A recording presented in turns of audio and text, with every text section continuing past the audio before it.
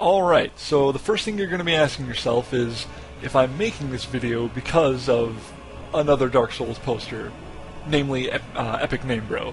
The answer is yes, but I want to say, in I guess defense of myself, that originally I wasn't going to make this video at all.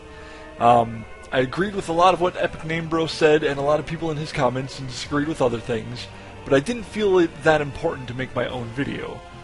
But then I focused on something that Epic Name Bro said, which was that now is a great time to voice opinions because From is, hopefully, probably, in the development stage for their next Souls game. And if they're not in it yet, they will be in the near future, I would imagine. And assuming that that's true, I wanted to voice my opinions. Mostly because I feel my opinions are important. I'm a little bit of an egotist in that way. But also because hopefully people do listen, they do take everything into consideration, and by people I mean those from the parent companies or the developer themselves. Bamco, Namdai, screwed that up. Bandai, Namco, and From. Hopefully they will listen to people's points of view and opinions and take them into consideration, although not necessarily all of them, when making their next title. So here it goes. But before I begin, let me state that this video will be almost purely from a PvE standpoint. And that's not to say I don't care about the PvP, but I don't care about it nearly as much. All one has to do is take a look at my my roster of videos and see that the lore and PvE-based videos far outweigh the PvP videos to know I care about that a great deal more. I am a gamer in a solo sort of sense. I play games to be alone. It's sort of an escape for me. I like to get absorbed into the world and into the characters and into the lore. So the PvP part, while still definitely important, and I will play it in every single game that has it, that I purchase, including the next Souls title, I'm not going to be discussing that nearly as much in this video, if at all. I am undecided if I'm going to actually make a PvP video, but we'll see what happens. Now the first huge thing that was a big difference between Demon Souls and Dark Souls is the setup of the world.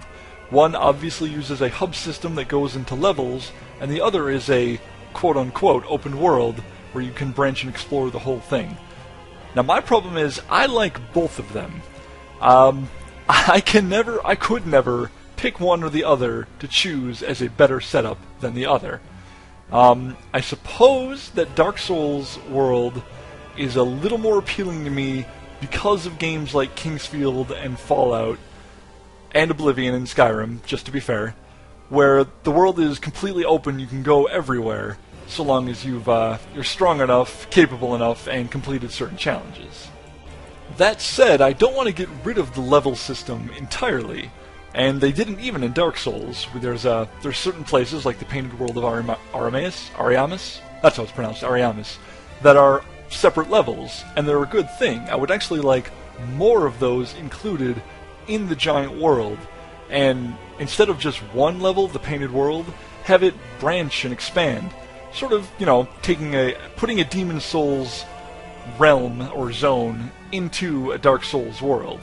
You got the whole, let's just throw out the world of Latria in Dark Souls. Not exactly that, but an example using that. And you have to go through and explore all of that, and there is no shortcut or backtracking. You have to push forward, and there will be, little shortcuts you unlock as you progress, just like there are in Demon Souls. But yeah, I think that's what I would prefer the most. Oh, another thing, I'm going to interrupt myself a little bit here, interrupt my train of thoughts, to say that if this sounds a little less professional than my other videos, which I'm not really saying my other videos sound all that professional, but less professional than they normally do, that's because it probably is. I normally, in case you can't tell, write things down and then read them back to increase the professionalism, but I've decided not to do that for this and to speak more emotionally off the cuff, so that you get my true thoughts instead of something that's, well, rehearsed. But now to get back on track, because I'm sure no one actually gave a shit about that, one thing that greatly improved, in my opinion, in Dark Souls over Demon Souls, and I'm really not trying to compare the two, that's not the point of this video, but one thing that greatly improved was the usage of healing items and items in general, and even your the amount of spells you cast. How it's a limited number that you get of certain items, consumables, and spells between bonfires, between safety points. And I'm not even saying I like the bonfire system wholly, but I'm not arguing that in this specific point. I found it a much more enjoyable game knowing that I only had 5 flasks to get to and through the Taurus Demon, when obviously this was first playing the game. That made it so much more fucking difficult, and I loved it.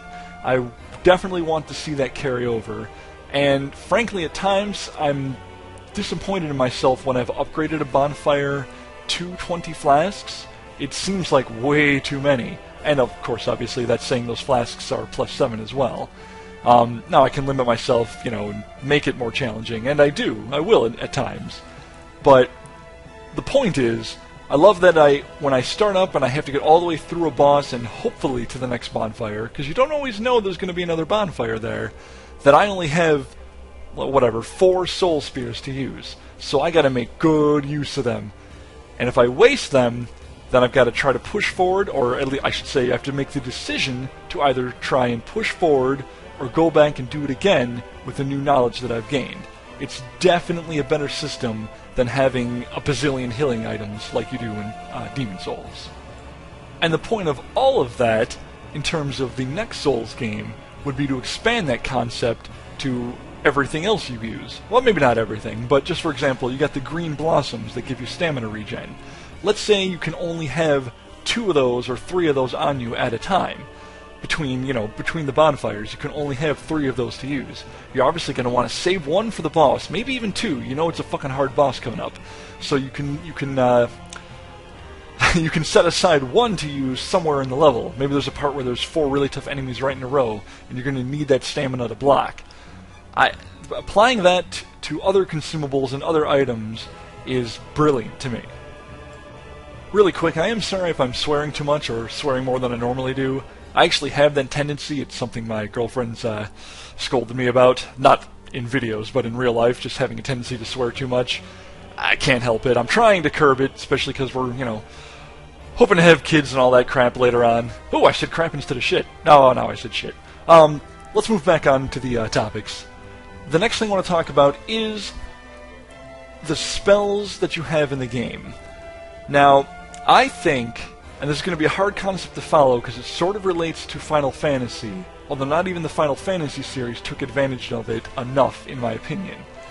But I think you should have many different schools of magic.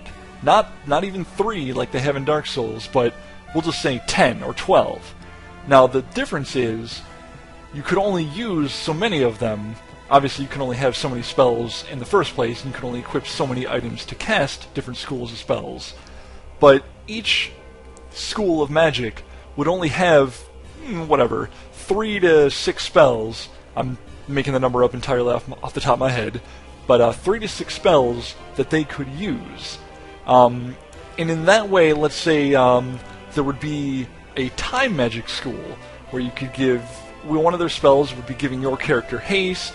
Another spell would be slowing down the enemies, and it would even work on bosses just a little bit. Things like that. There would be a fire school that has, 5 fire spells. A black magic school that has some poison and toxin, and things like that.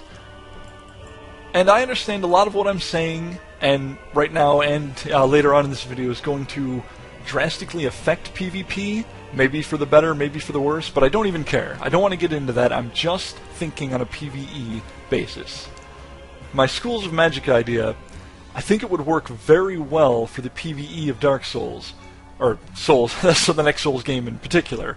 Not Dark Souls, I didn't say that. Pretend you didn't hear that. Because it would allow for a much greater diversity of characters. You would have, you'd have one guy specifically that focuses on dark magics and, hurting... Well, obviously you're always trying to hurt people, the enemies.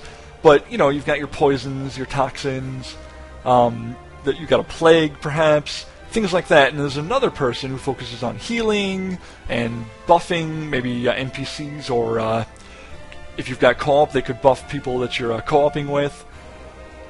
you guys will have to let me know what you think of this idea. It's something Final Fantasy has done sort of to a slight degree. I actually saw it most prevalent in probably Final Fantasy XI.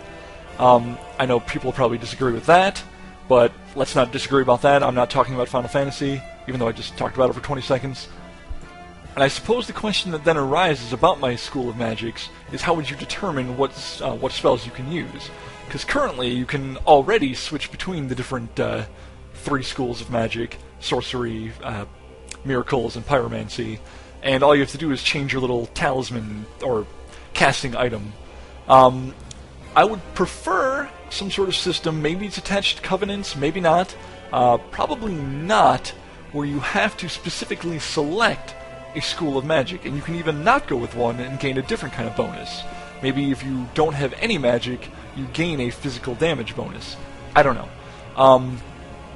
What I'm getting at is you only can select to use certain spells, and maybe certain classes can use 2 kinds of spells, or maybe everyone can, and you get the 2 to pick from, that way creating possibly even more diverse characters. Or how about this idea? Let's say I'm just going to use random numbers. Each school of magic has 10 spells. If you just go with the 1 school of magic, you get access to all 10. If you go with 2 schools of magic, you get access to 5 from each.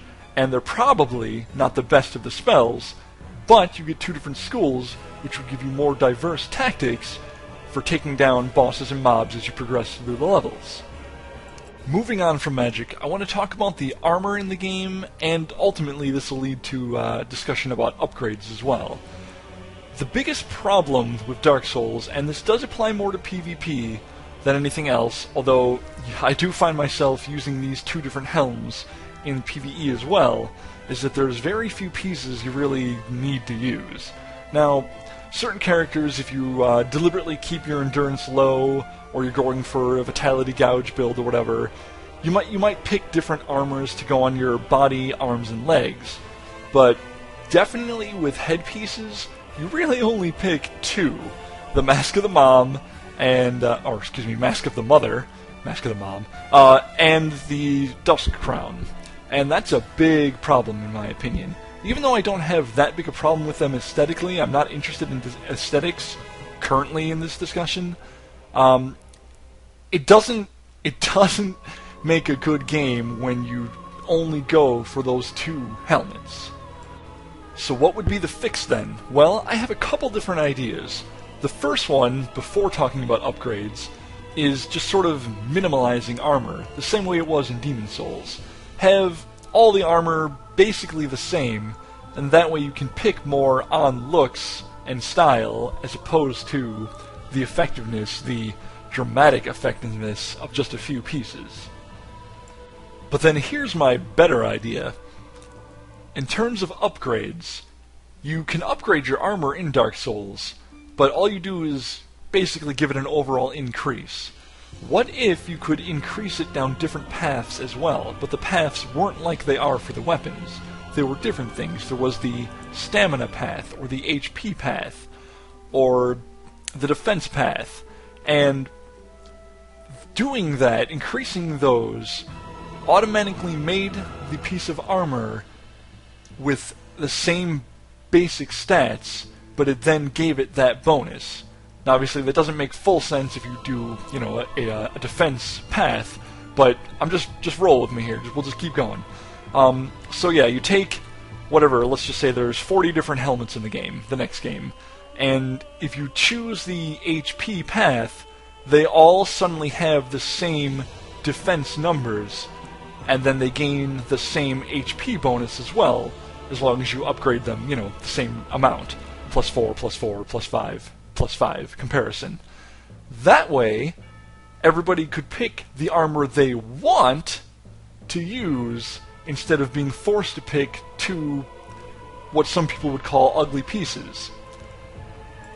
This would also eliminate the necessity of memorizing all the different armors. Like, a guy comes up to you and you have to go, okay, he's got a Mask of the Mom on, Mask of the Mother, I did it again, Mask of the Mom.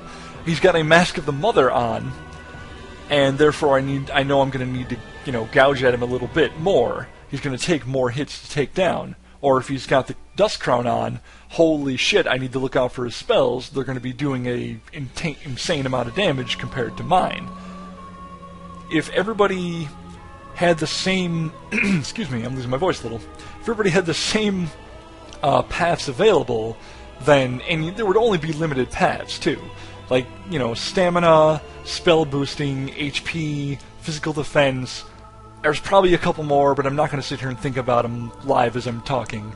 If there were only limited paths, and there would only be, then you'd only have to worry about so many things. And the boost on these armors wouldn't even be that much. It would only be a little bit more.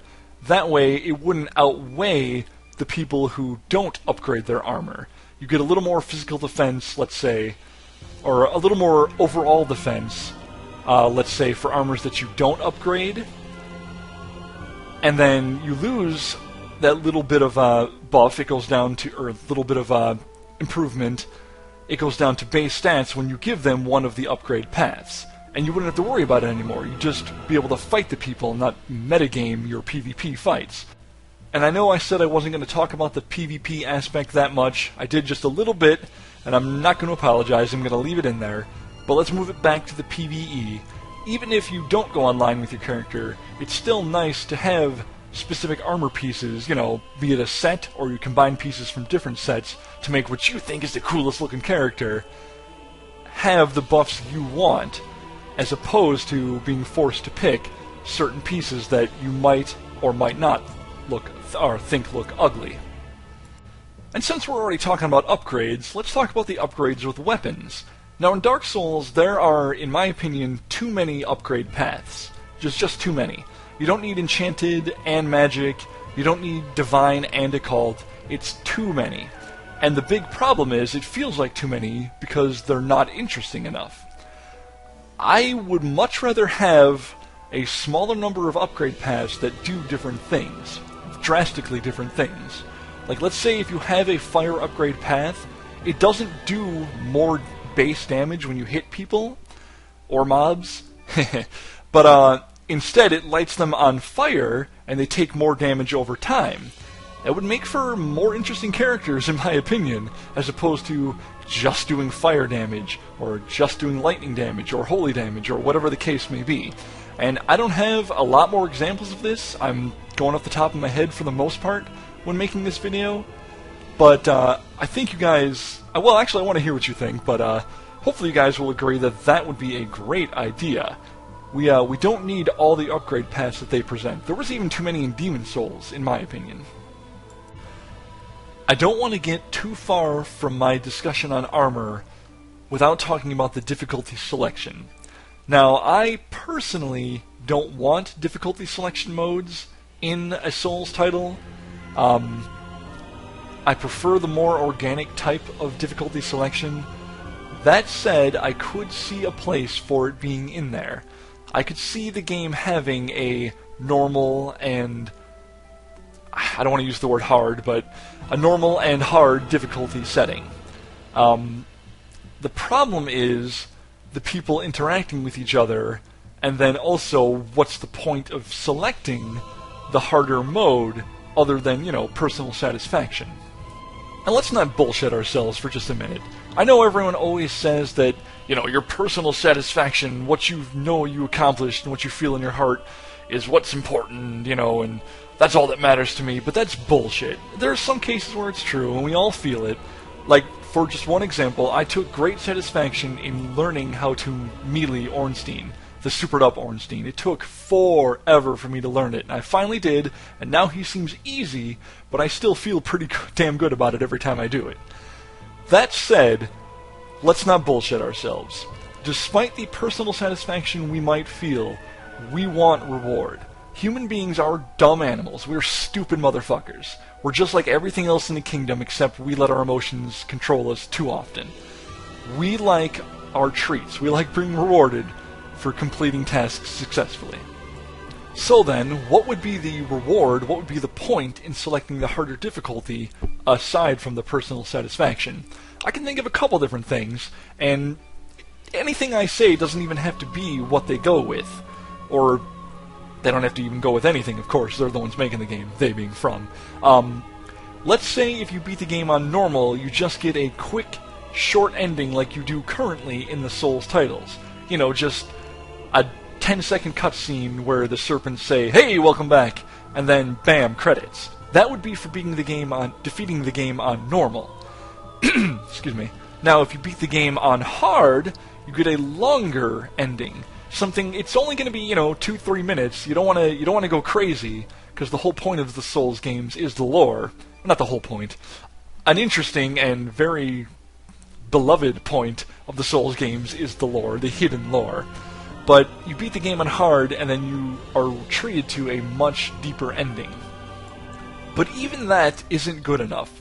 We want people to know about the things we've accomplished. Just having that ending, seeing that ending, isn't going to be good enough, because we could lie just by, going on YouTube and looking at the advanced ending, and then claiming, "Oh yeah, no, I saw it organically, I saw it in the game, I'm tough shit." But you could be full of shit. So there should be a way also to prove to other players that you've completed the game on hard mode. And I can think of a couple different things, and again, I'm just throwing ideas off the top of my head. If you don't like these ideas, don't worry about it. There's no way they're going to use them anyway. But let's say they have something that follows you around, a little pet. It could be a little floating fairy, or maybe a little, in Dark Souls' case, just to use a game that we all know, a little piece of humanity follows you around. Maybe you could change the color of humanity just for shits and giggles. But or perhaps there will be a piece of armor attached to your body forever, and that would be a tough choice, because if it looks stupid, then no one's going to want it. Of course, you could just always have the option to turn it off. But anyway, let's just say it's this plaque that goes on your chest, or a headband that's around your... Well, a headband wouldn't work if you're wearing a helmet. Let's just say it's a plaque that goes on your chest.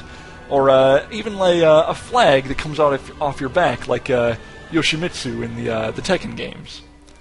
Is it Tekken or Soul Calibur has the flag? Either way, you guys know what I mean.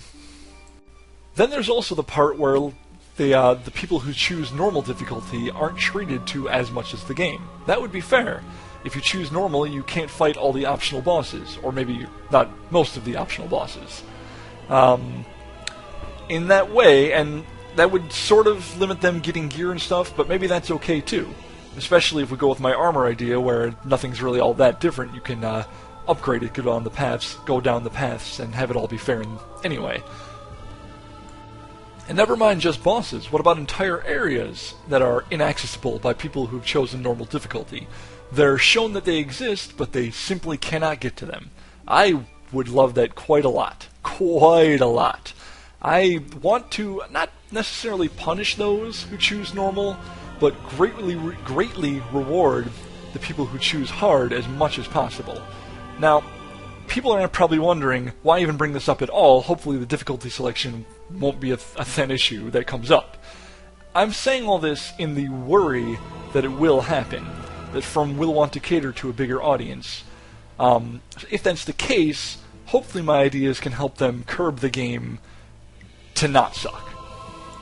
Okay, the next thing to talk about is something, it's a pretty big one, that I've actually gotten to arguments with people before about. And that is the environments and the design of the world in and of itself.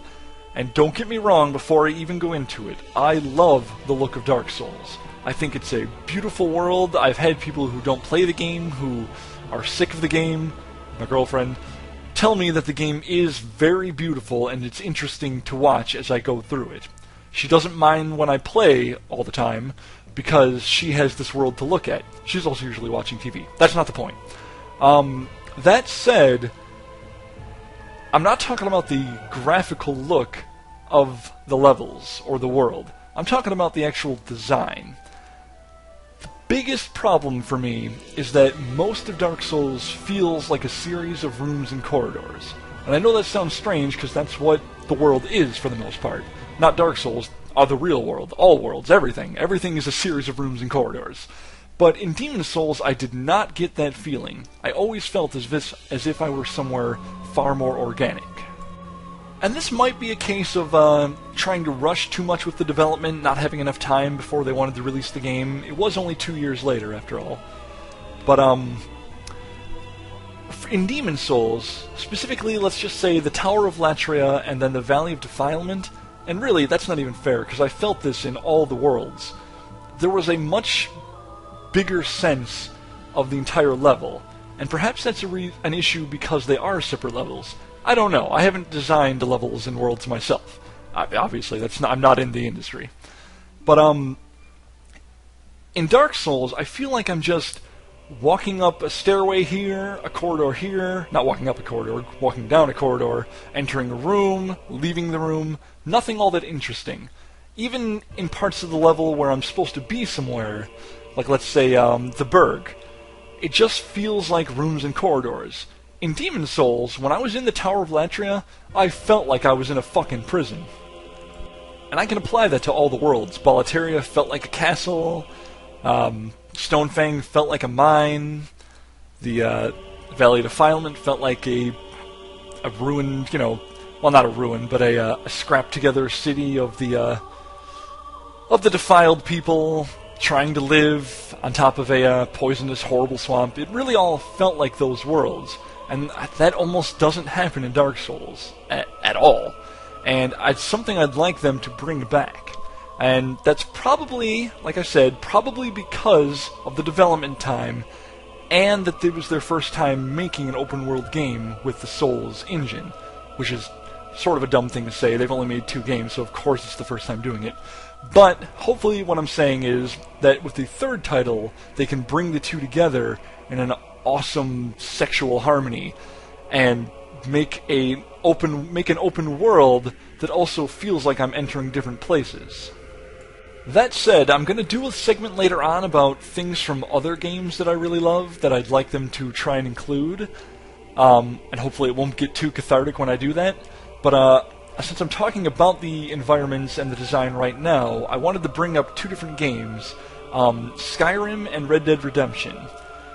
When playing those games, and I'm not going to talk about them at all, I'm not going to go into critiques about Skyrim or Red Dead Redemption, but when it first started to storm in either of those games, be it winter or rain in Skyrim, and definitely only rain in Red Dead Redemption, it was extremely impressive. Those 2 games have the weather element down.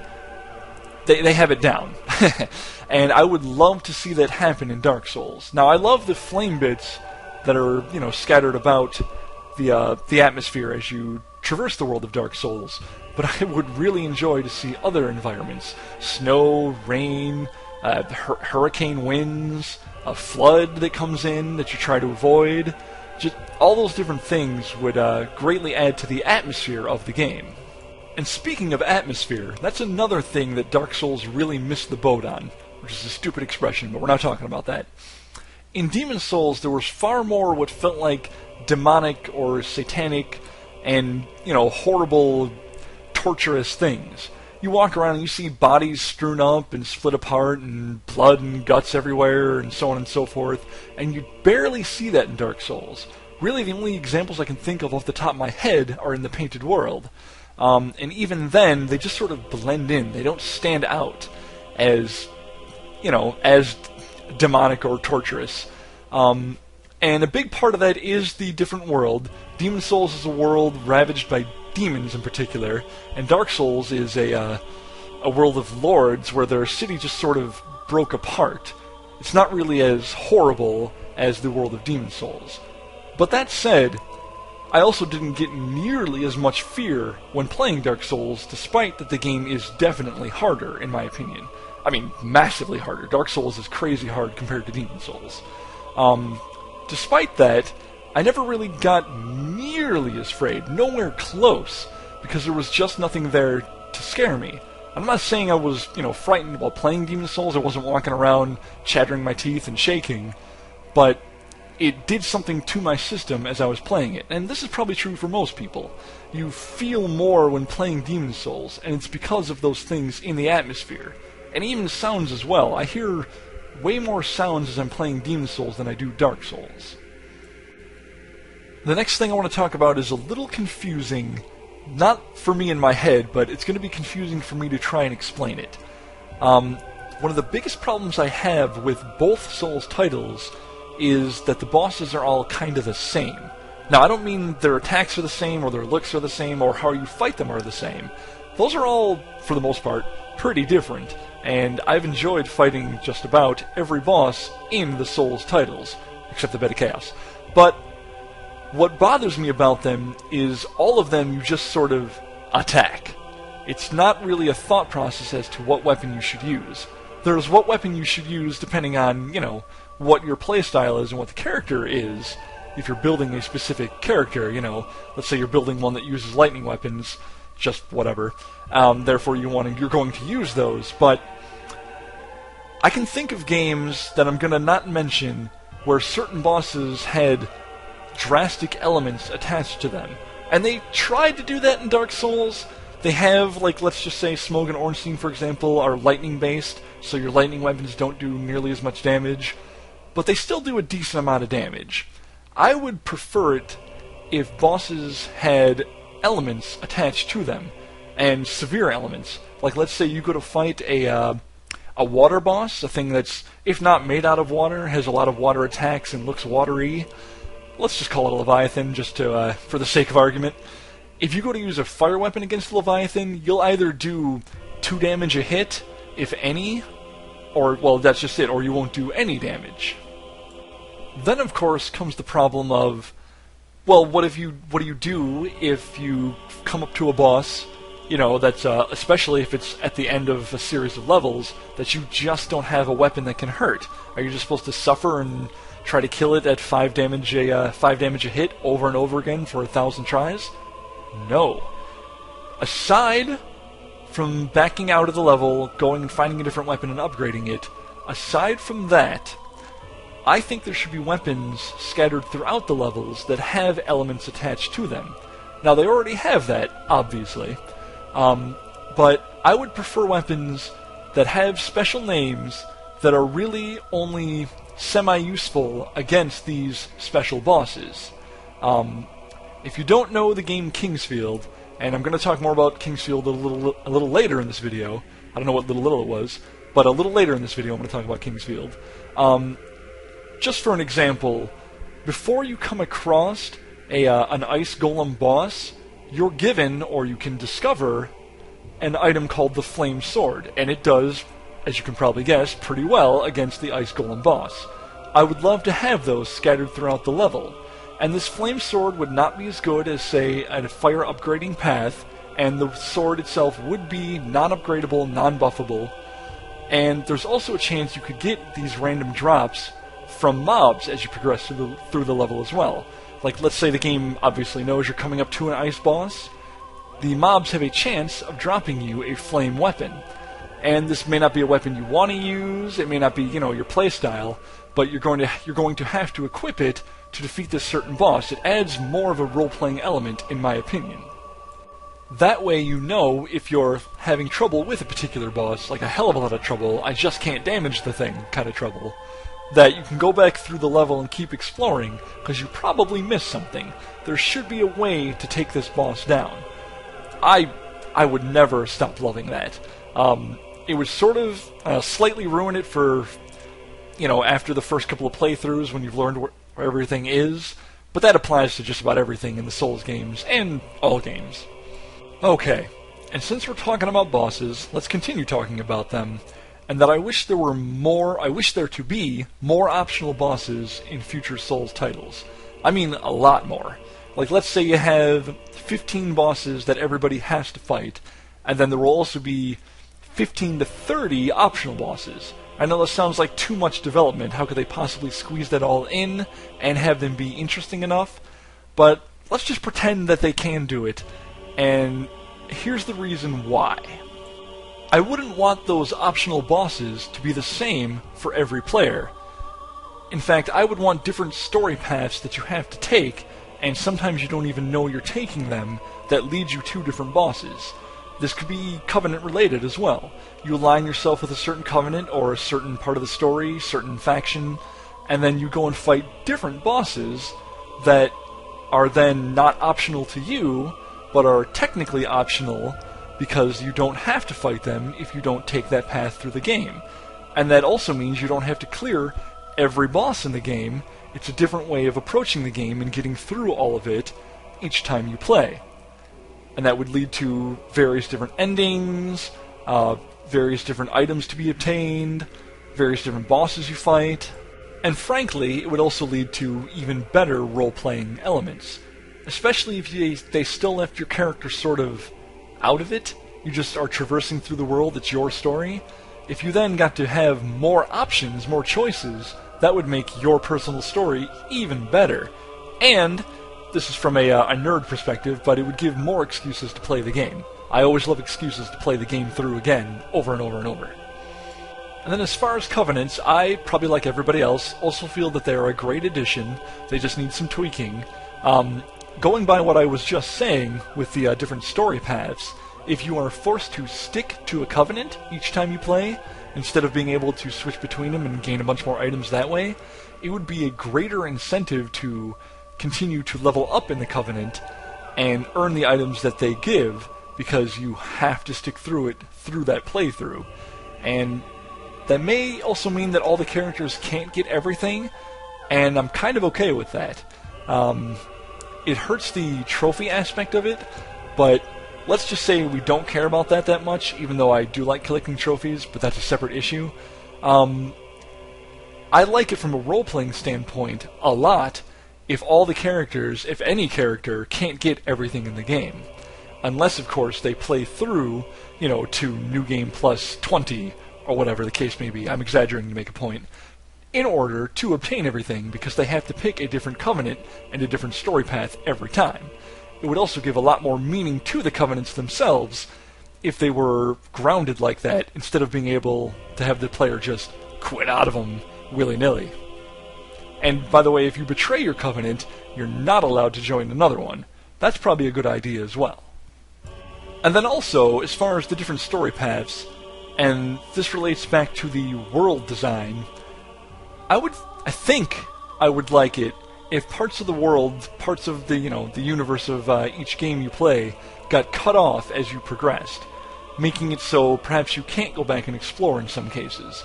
Now that's a dangerous idea, because going back and exploring is sort of the foundation of a good role-playing and dungeon-crawling game, but maybe just a few areas. It's just an idea. I don't know if I actually even agree with it, but I'm thinking of New Londo, how it's flooded and you have to clear the water so that you can't explore it.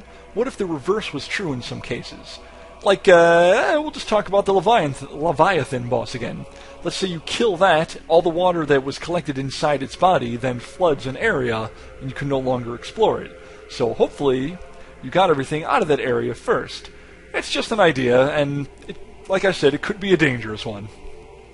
I believe I'm starting to run out of content to talk for this video, and once again, I know I said I wasn't going to discuss PvP, but just for a little bit, because the bottomless box glitch and the dragon head glitch, in a small way, need to be brought up. See, obviously, as a person who loves playing through the PvE more than PvP, I don't appreciate those glitches being in the game. Now that said, I took great advantage of them. As anyone who watched my videos will know, I have a max level character specifically for a New Game Plus 8 boss challenge. Without those glitches, that would have never happened, and I would have still used it to build several different PvP characters. I still did even before the expansion. That said, would I have played through the game a bunch more times to rebuild those PvP characters as opposed to using the glitches? The answer is probably yes, but it's neither here nor there, because what's important is that those glitches sort of hurt the PvP aspect. You had super high-level characters, or opposite, you had super low-level characters with super high-level gear invading actual characters that had just started. Or I should say characters that had actually just started. And that is a problem, but I have a solution. See, they should have two different worlds, one of them specifically for PvP, and the second world may not even contain bosses. I'm not sure. But let's just lay it out. You go through the PvE part of the game, and everything you pick up, every item that your character picks up, even if you discard it and accidentally lose it, everything you collect will then be available in PvP. And once you're in the PvP world, making your character, you can decide what soul level it is, what armor it has, what weapons, so on and so forth. Everything. Everything. But those characters cannot interact with those in the PvE world, those who still have to earn items. The earning of items should be as generic as possible. Or maybe I don't mean generic, but as natural as possible. And am I talking about an arena-type mode? Not necessarily. It could be the same world. Hell, let's even say the bosses are still included. Except you can remake characters for it in the blink of an eye, by comparison. You don't have to go through the whole struggle of the game, because you earned it all in the PvE aspect. And that would make it even a better incentive to play through the hard mode, because there would be items you can't earn in the normal mode. Yes, I'm talking about the difficulty selection again. But moving on from that, in this PvP world, it would be a different way to play the game. You'd have the PvP people always trying to kill each other, and that's a good thing. I like that part of the Souls series. I don't know. Perhaps I'm out of my mind with this idea, and someone will tell me so, but I think it's a damn good idea. Now I want to bring up a couple of things from the Souls titles that I hope and pray that they don't change. The first being the lore. Of course, the lore. You all know that I love the lore. The story of the Souls titles is what I look forward to in a Souls game. Frankly, all other games pale in comparison, even those that have great epic tales like, whatever, like Skyrim. The story, even though it's good in that, sucks by comparison because it's not nearly as inventive or hidden away. You don't have to discover it. You know, you're not opening a chest for the lore. It's just sort of told to you. And that's something they need to keep in a Souls title. That said, some of the dialogue from the NPCs in Dark Souls was flavorless. One of the best parts about the Demon Souls dialogue was when the two schools of magic would, when they would give slants at each other, they would talk badly about the other because it wasn't, it wasn't their school of magic. I'm talking about, obviously, the difference between miracles and spells in Demon Souls. I would like it a lot if the next Souls title had NPCs saying a hell of a lot more, even if a lot of that stuff was a little bit useless. Just for example, when Lortrek shows up in the Firelink Shrine, you have, well, there's only so many NPCs you can talk to at that part. But let's just say you have access to a bunch of them, so I don't have to create a new example. I called him Lortrek too, didn't I? Lautrek shows up at Firelink Shrine, and then you got Petrus, you got the guy who sits at Firelink, I can't remember his name, if he has a name, the Crestfallen guy. You can go talk to all these other NPCs, and they'll all give opinions about Lautrek, as well as saying other things about the world, about monsters, and a lot of it you have to maybe sift through to find the best parts of the lore. Another thing I would love to stick around is the demonic and horrible elements in the Souls titles. Even though I just ragged on Dark Souls a little bit, there are still some great-looking things that inspire that sort of demonic, monstrous vibe, more so than any other title, in my opinion, or any other series, in my opinion. You take a look at Capra or Ceaseless, from Dark Souls at least, and those are perfect examples of what I want bosses and monsters to look like. And another thing I definitely don't want to change is the combat. In fact, what I usually tell people who, I haven't talked to the Souls titles about before, is how great the combat is in a Souls game. It is perfect, it is precise, it's exactly what I want it to be. You block, you parry, you roll, you backstab, you do whatever else you do. You cast magic, you back up, you move forward, you make decisions, you decide to use items or not. It's all perfect.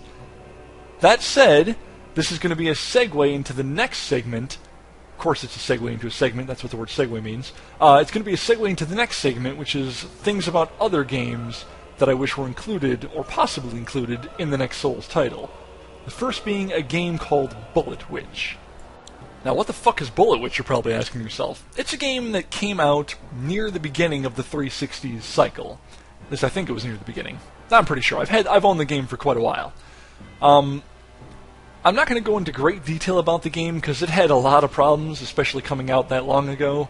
But there was one thing that I really liked that I think the Souls title might be able to implement very well, and that is with the rolling and the invincibility frames attached to that. This is another case where what I'm about to say will greatly affect PvP, maybe even ruin PvP, but I'm going to try and avoid that. I'm going to try and avoid thinking about it because I don't want to touch on that anymore in this video. You see, in Bullet Witch, when you rolled, your actual body was rolling. You weren't invincibly dodging. Your character literally threw themselves to dodge obstacles, and the bullets and projectiles from other enemies could go between your legs or just over your thigh or under your arm as you rolled, and that would be a dodge. Or it would, the bullets would pass by, they would go right where you used to be standing 2 seconds ago as you started the roll, and you would roll behind a building or just roll out of the way to then get an attack off of your own. This is something I think a Souls title could do. It would probably be tough to pull off, and the roll might have to actually increase as far as its range, and then perhaps also the roll attacks would also have to increase their range, so that if you rolled out of the way successfully, instead of with invincibility frames, you could then take advantage of that and get a hit in, as opposed to just rolling too far and then being fucked. And then another game I want to bring up is Mirror's Edge. I'm sure you all know what Mirror's Edge is, but just in case you don't, it's a first-person free-running game where the environment is very artistic, and that's the part I'd like to bring over into Dark Souls. Or, I did it again, not into Dark Souls, but into the next Souls title. I don't necessarily want the whole thing to look like that. In fact, I don't want 99% of it to look like that. But it would be nice if there was just one part of the next Souls game that was drastically different in appearance. And I mean, just for an example, the third Pirates of the Caribbean movie, which I don't like the movie and I don't even know where he was, but Johnny Depp was in some sort of white afterlife type world or something. I don't know, the plot was stupid, I didn't pay attention that much. But that was the most interesting part of the movie by far, and it's because of how unique it was, and because of how Johnny Depp was acting at that part. But I would love a part like that, and like the environments in Mirror's Edge, to exist in the next Souls title. And obviously not something in the future, not something with cities and all that, but just something hyper-artistic. The third game, really quick, is BioShock, and all I can really say is it's another environment complaint where Dark Souls and Demon Souls both feel a little lonely at times, and they should. The whole point is that you're alone, struggling to survive in the world. But it would be nice if there were more parts where you felt like you were in the world again. And this would help with the different story pathing as well that I discussed earlier, where you would come across parts where there are several NPCs together. That never happens in Dark Souls. In the Nexus, you got that feeling a little bit, that people were huddled together to try and survive. They were what remained of a ruined world, and I really like that part of BioShock. Now this next thing would definitely fuck over PvP, but I'm going to say it anyway because I don't care. I'm talking about PvE, that's a better part of the game, and the game that I'm using as an example is probably my favorite of all time, and that is Kingsfield. That's the second Kingsfield, the first released in America. But the whole series in general is my favorite of all time. That said, what I'm talking about is when you're leveling up weapons in Kingsfield, you don't just level up the weapon itself. You don't just upgrade it. As you use a weapon, as you swing it over and over again, you can level up that weapon type. And you can level up different aspects about your character depending on how you play the game. Now that part would even screw up the PvE maybe, and it would definitely screw up the PvP, but let's say you keep swinging your weapon and you're going to level up your strength. You keep casting spells, you're going to level up your magic. I would like to see something like that included in the next Souls title. Specifically, because I would like there to be more enemies that require a diversity of attacks to take them down. One of the largest complaints from a friend of mine who played through Demon Souls and refuses to play through Dark Souls because he's a putz, but one of his biggest complaints was that you don't have to switch weapon types. Now what does that mean? Well, the best example I can think of is when you go to fight undead, not Souls undead, but real undead, like skeletons. it's best to use a blunt weapon to crush through all their bones, and a sharp weapon, like a sword, is going to be less effective because you can't really kill the skeleton, you have to crush it apart and get rid of it. And that's something that the Kingsfield series took to an extreme, in a good way. It's probably the best thing From has ever done, despite how much we love Demon Souls and Dark Souls, and all the different elements in them. The best thing From has done, in my opinion, was have it so that different mob types took different types of attacks to take down. And you don't have to use those. Just for example, you can use a slashing weapon against the skeleton in Kingsfield and still kill it, it just takes a lot more hits. And not only does this make a shit ton of sense, but it makes the game feel better. It's a much greater role-playing aspect. It makes the world feel more alive. And god damn do I want to see that taken over into the next Souls title. And I think that's actually going to be it. If I come up with more, I may make another video, I may not, and I am still undecided if I'll make a specific PvP video or not. I'm afraid that a lot of that would end up sounding like I'm whining, and I don't want to do that. But who knows, I might still make it. Please comment if you guys have any opinions about what I said, or if you disagree or agree. I love when people agree with me, and I definitely love more when people disagree with me. I would even go as far as to watch videos that you guys make, if you make any, stating what you think about changes to the Souls series, or specifically what I said. And then I would love to comment about the things you discuss, or bring up to discuss as well.